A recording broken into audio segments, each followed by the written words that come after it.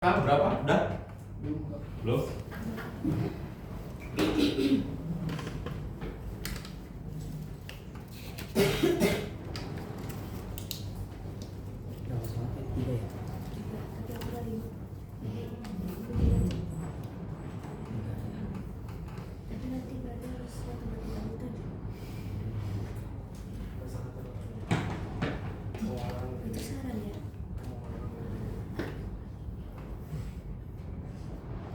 Udah lebih 2 menit.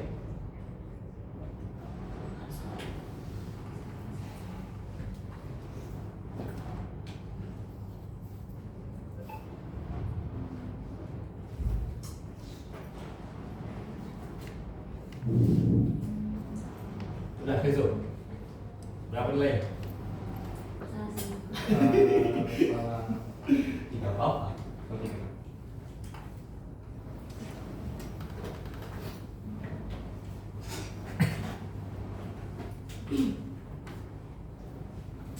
Udah ya? Semua? Kira-kira ada yang benar semua gak? Ada yang benar semua? Kamu benar semua? Enggak juga. Nah udah, kita mari mulai apa yang harus kita pelajari sekarang biar nanti drill soal lagi semua betul. Ada 7 subbab atau 7 topik yang akan kita bahas pada sore hari ini. Yang pertama adalah sejarah ilmu ekonomi. Tapi sebelum sejarah, kira-kira ada yang tahu gak kenapa harus ada ekonomi? Kenapa harus ada ilmu ekonomi ini? Kenapa sih? Kok ada gitu ya? Orang yang berpikiran, kayaknya harus ada ilmu ekonomi ini gitu. Agar bisa memilah keuangan. Berarti kata kuncinya pilihan. Ada yang lain? Mengelola.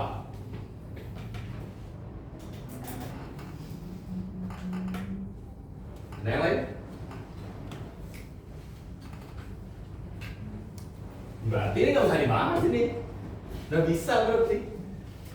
Karena kalau kita masuk ke subbab 2, ini adalah kata kunci daripada si ilmu ekonomi ini.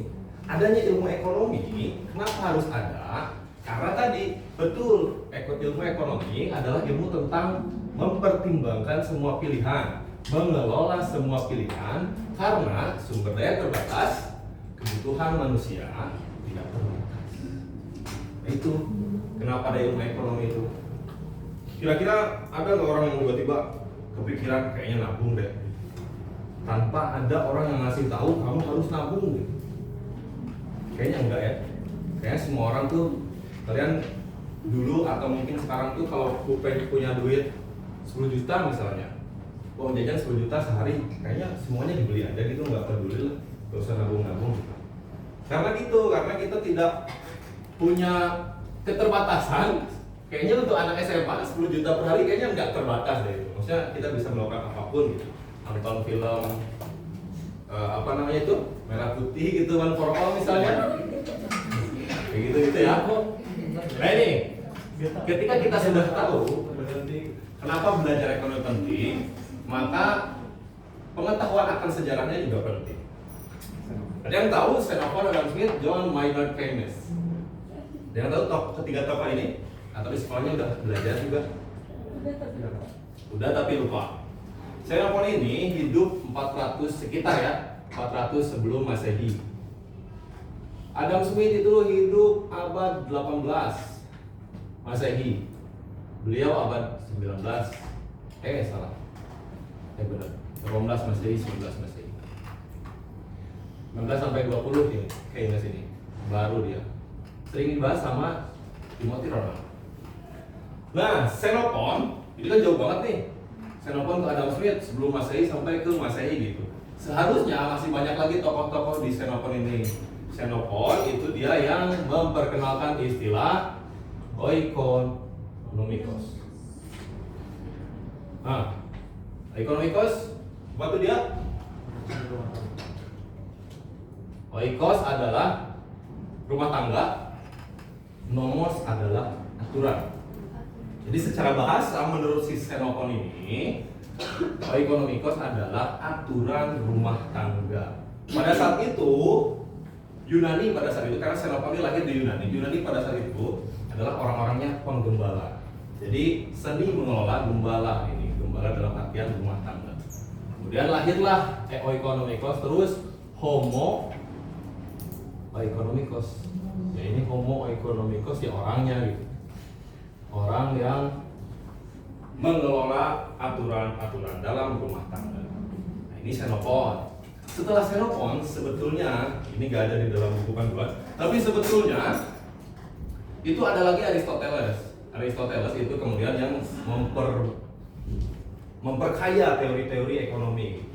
Aristoteles kemudian panjang sampai kalau di timur itu ada Ibnu Khaldun, kalau di barat itu ada siapa? Gereja di Italia. Banyak sampai Adam Smith. Ini poinnya di Adam Smith 18 Masehi dengan bukunya. Ada yang tahu? Ada yang tahu bukunya Adam Smith?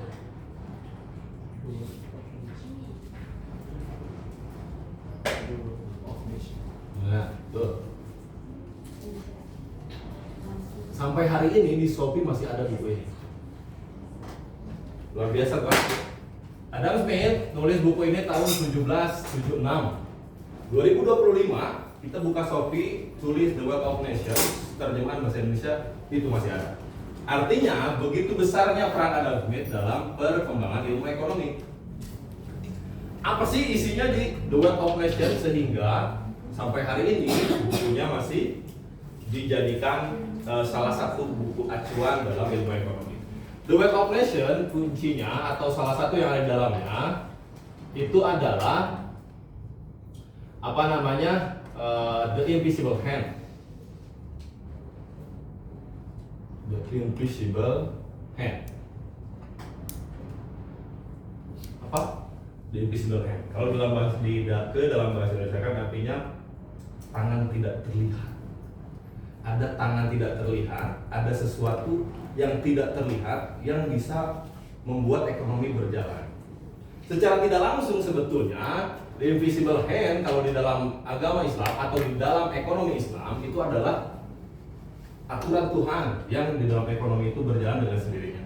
Tapi tentu saja Adam Smith tidak menganggap bahwa The Invisible Hand di situ adalah maksudnya ke sana. Maksud The Invisible Hand itu ketika kita melakukan transaksi ekonomi untuk individu kita, secara tidak langsung dia akan berdampak pada orang-orang di sekitar kita walaupun kita tidak secara sengaja gitu.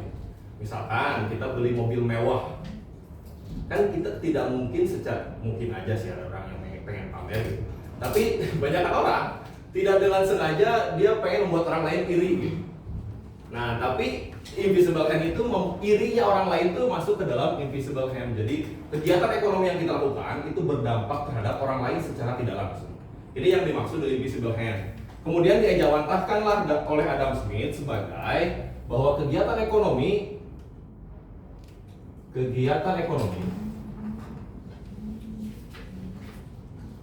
tidak memerlukan peran negara.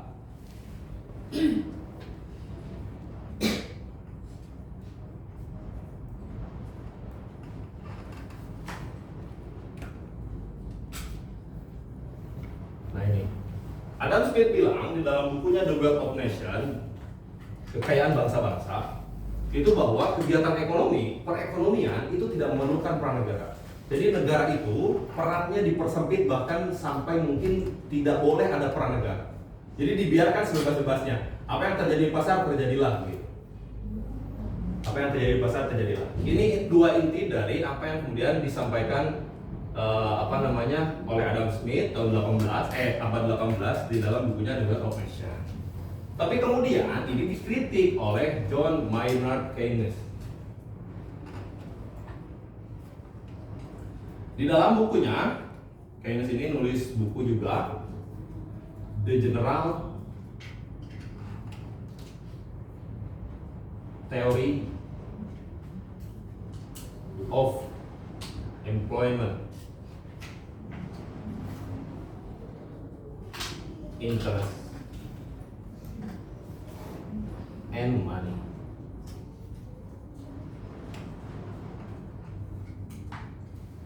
Nah ini teori-teori umum tentang ketenaga kerjaan, bunga, dan uang. Apa isi kritiknya terhadap Adam Smith? Keynes mengatakan di dalam buku ini bahwa apa yang dikatakan Adam Smith tentang kegiatan ekonomi tidak memerlukan peran negara itu tidak sepenuhnya benar. Kalau kita tidak mau bilang itu salah gitu.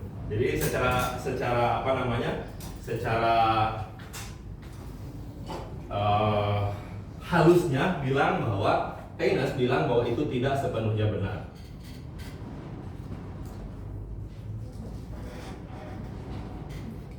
Apa yang dikatakan Smith tentang ekonomi tidak memerlukan peran negara tidak sepenuhnya benar.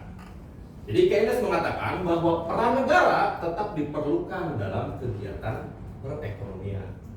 Muncullah di sini di masa Keynes itu muncullah teori ekonomi makro.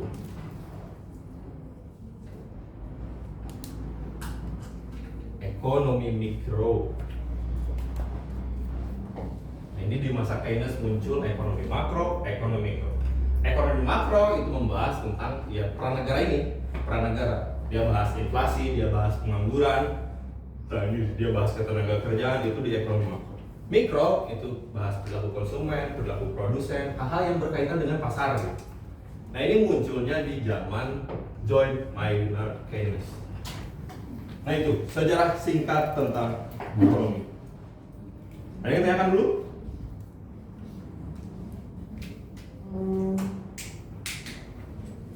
Ini setidaknya tiga tokoh. Tapi tadi banyak ya, ada Aristoteles, kalau di timur ada Ibnu Khaldun, John Maynard Keynes. Di barat, tapi agak sosialisnya ada Karl Marx.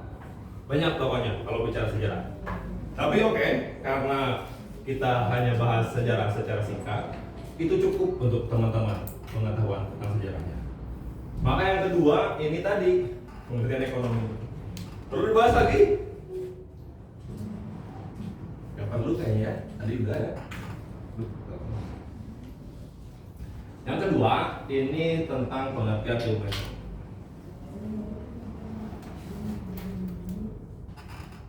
Seperti yang tadi kita bahas, ilmu ekonomi adalah ilmu sosial yang membahas segala mungkin kemungkinan. Ini kata kuncinya ya. Jadi teman-teman kalau misalkan udah tahu kata kuncinya, tadi itu pilihan, pemenuhan kebutuhan,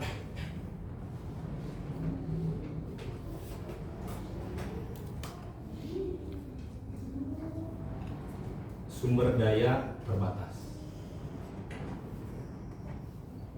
Teman-teman kalau mau membuat definisi tentang ekonomi, ini harus mencakup ini semua. Pemenuhan kebutuhan, pilihan, pemenuhan kebutuhan, sumber daya terbatas. Jadi kata kuncinya ini, jadi teman-teman bisa membuat definisi sesuka hati. Ilmu sosial adalah ilmu sosial. Ilmu ekonomi adalah ilmu sosial yang mengatur pilihan-pilihan manusia untuk memenuhi kebutuhannya ketika sumber daya terbatas.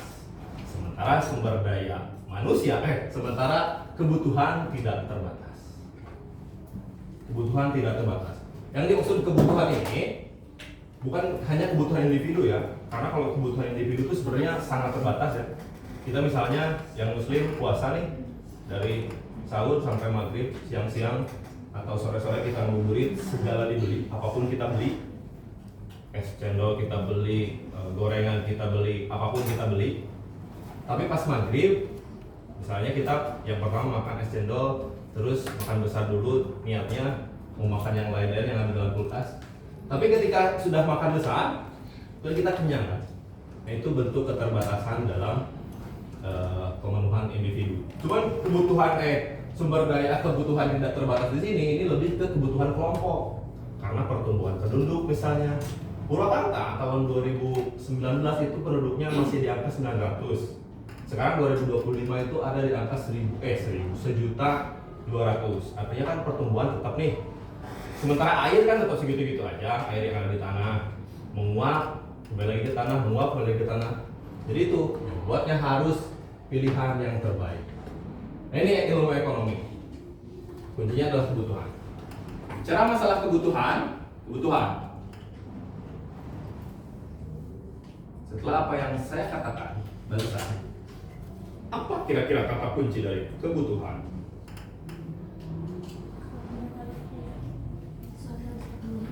Sesuatu dipenuhi. Dan kalau tidak dipenuhi akan jadi fatal gitu. Fatal. Ada lagi? Kebutuhan? Ini benar. Ini sudah ada kata kuncinya. Kebutuhan adalah sesuatu yang harus dipenuhi. Karena kalau tidak dipenuhi, itu akan merusak atau berpotensi merusak kelangsungan hidup.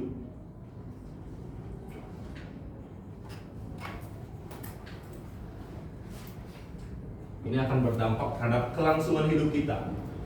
Misal, lapar nih, mau makan, terus kita nggak makan. Apa yang terjadi? Mungkin mati, mungkin ya. Nah itu kebutuhan. Artinya ketika kita lapar, terus kita harus makan, maka makan itu adalah kebutuhan. Maka makan adalah kebutuhan. Nah, di dalam kebutuhan, jadi kebutuhan ini kalau didefinisikan itu segala sesuatu. Ini masih ketiga berarti. Segala sesuatu yang harus dipenuhi, karena kalau tidak dipenuhi itu akan mengganggu kelangsungan hidup. Itu akan mengganggu kelangsungan hidup. Itu definisi dari kebutuhan. Apa bedanya sama keinginan?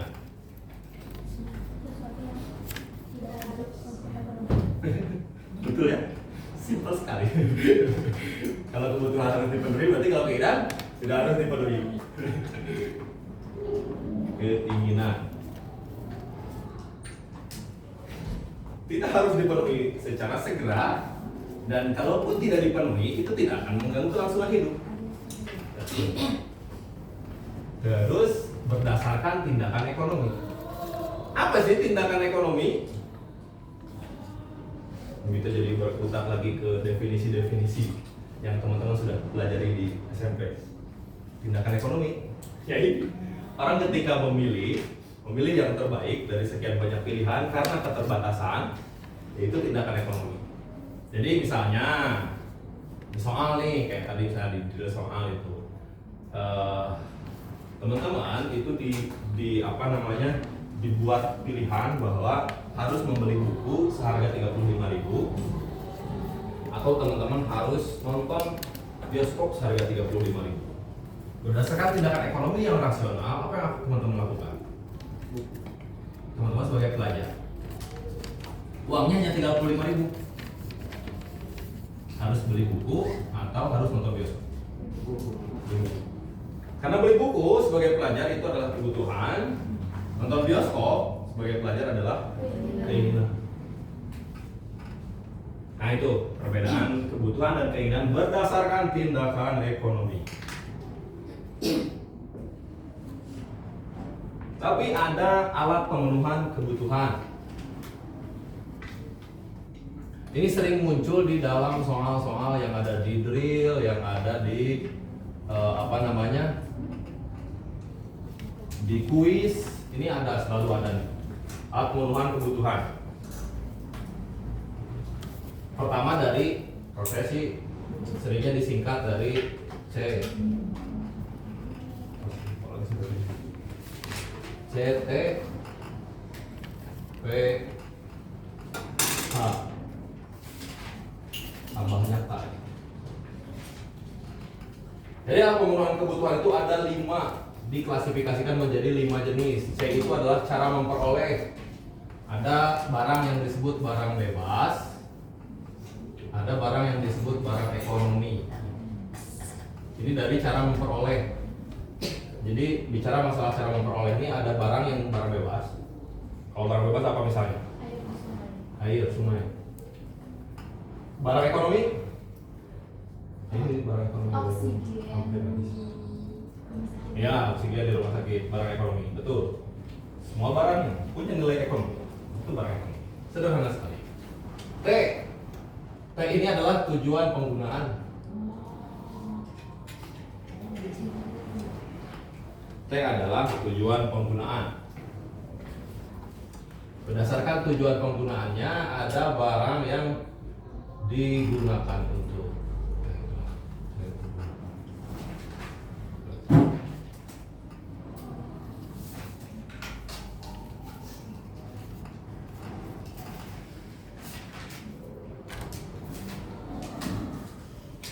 ada barang yang disebut barang produksi,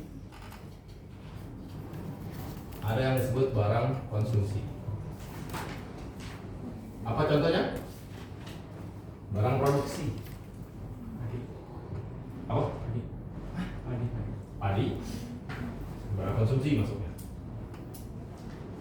Kecuali padinya itu bukan mau jadiin beras, misalnya padinya mau dijadiin hal lain gitu.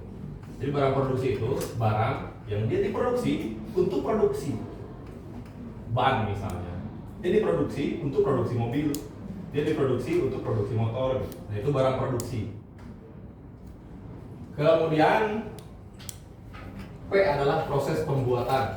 Proses pembuatan ini ada barang mentah, setengah jadi, dan barang jadi. Apa contohnya? Padi, beras, nasi. Ya, padi, beras, nasi. Padi mentah, beras setengah jadi, kemudian nasi jadi. Ada yang jadi banget, bubur misalnya. Nah, ini ada keempat di satu. Nah, ini dari proses. Kemudian ini yang hal ini adalah hubungan dengan barang lain. Ada barang yang disebut barang substitusi. Ada barang yang disebut barang komplementer.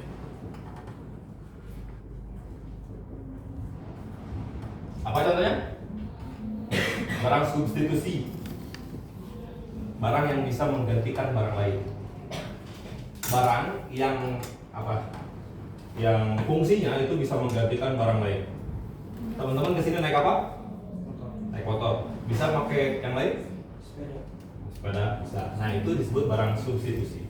Barang yang perannya bisa digantikan sama barang lain. Teman-teman yang pakai sendal bisa pakai sepatu. Atau dia pakai sepatu bisa pakai sendal. Nah, itu adalah barang substitusi. Kemudian barang komplementer apa? Pelengkap. Contohnya? Kancing dengan baju. Nah, betul. Kancing dengan baju. Tadi misalnya kalau kita bicara ban motor, ban dengan motor gitu. Karena kalau tidak ada ban, motor nggak akan maju gitu. Nah, ini tambahan. Ini kalau di SMP nggak ada nih. Di SMP hanya ini, cara, kemudian tujuan, kemudian proses, kemudian hubungan dengan barang lain. Ini di SMP nggak ada kualitas nih. Ada dua juga, ada superior, kualitas. Ada superior, ada inferior.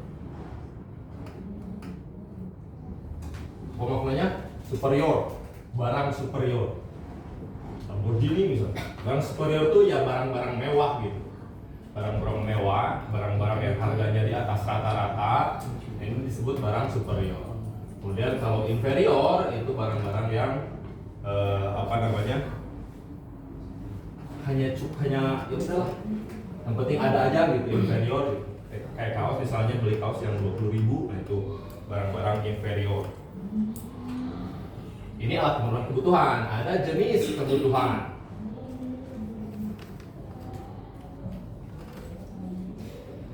Ini dibagi ke dalam 4. Subjeknya,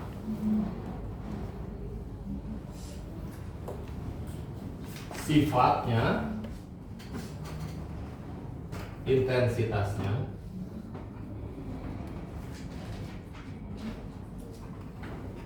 sama waktunya.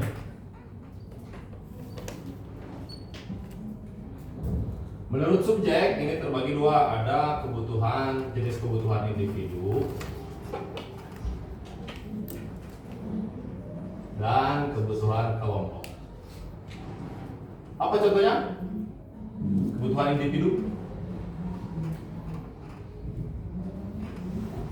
buku bisa. Ada yang lain? Kebutuhan individu.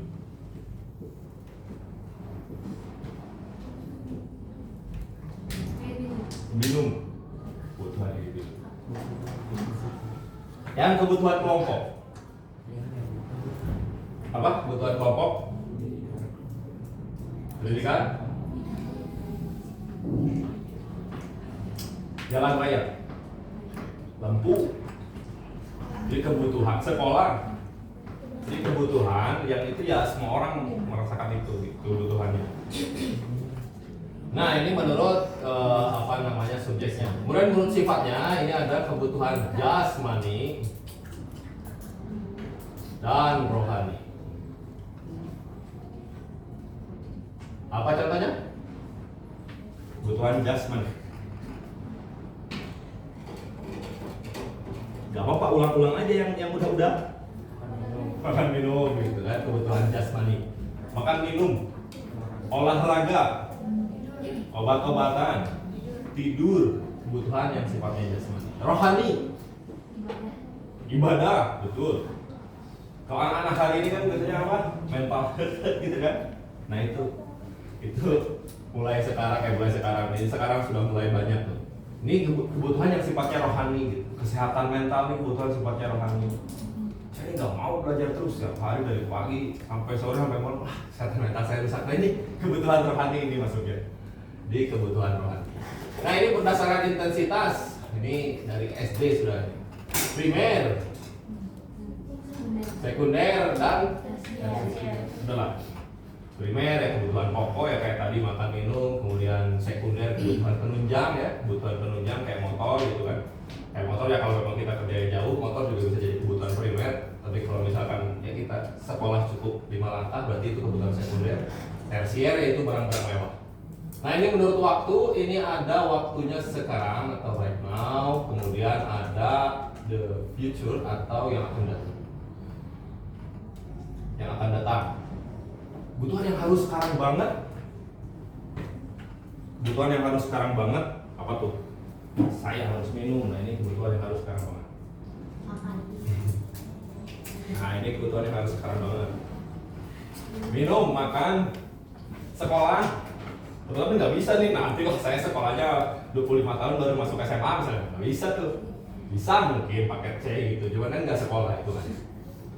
Nah itu harus sekarang banget tuh ya sesuai dengan umur lah begitu. Kalau yang akan datang apa contohnya? Asuransi betul. Nabung betul. Investasi betul. Nah itu ya kebutuhan-kebutuhan yang akan datang. Karena kita menganggap atau kita dengan nanti nih kita bahas di skala prioritas. Nanti di situ nanti kita bahas. Di situ nanti kita bahas masalah kebutuhan yang akan datang ini. Kebutuhan yang akan datang. Nah ini berdasarkan jenis kebutuhan. Karena kita sudah bahas, ada pertanyaan dulu tentang kebutuhan?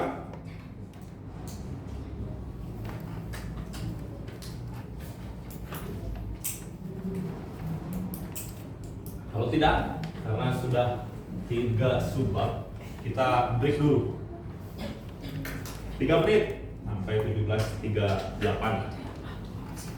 Break dulu.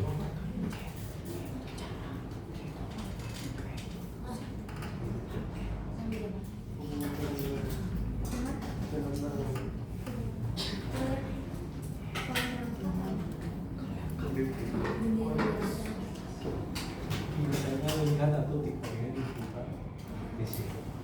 Berhenti jangan di sini. Lu kan coba ditarik. Padahal setiap harus. Jangan ya.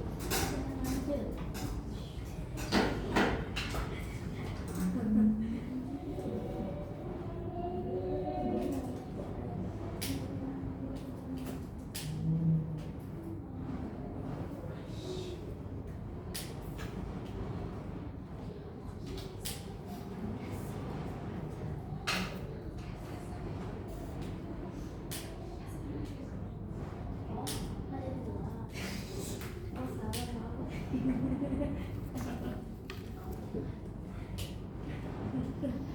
nggak tahu.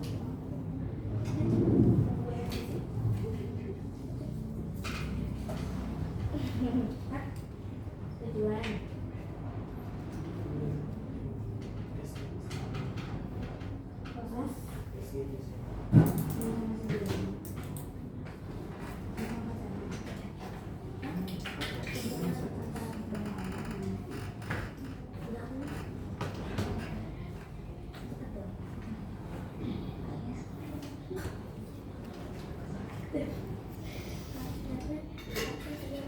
Proses.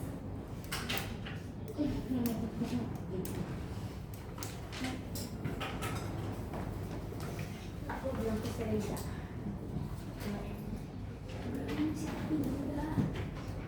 Kita lanjut. Siap untuk lanjut? Selanjutnya, ini harus kita bahas. Yang keempat adalah konsep dan faktor yang mempengaruhi kelangkaan. Apa itu kelangkaan? Scarcity. Apa itu? Sesuatu yang sulit untuk didapatkan. Sulit untuk didapatkan. Sulit. Ada apa ya? Sumber daya yang terbatas. Sumber daya yang terbatas.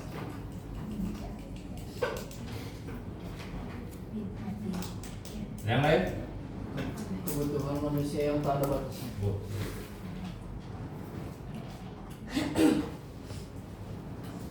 Kebutuhan tidak terbatas.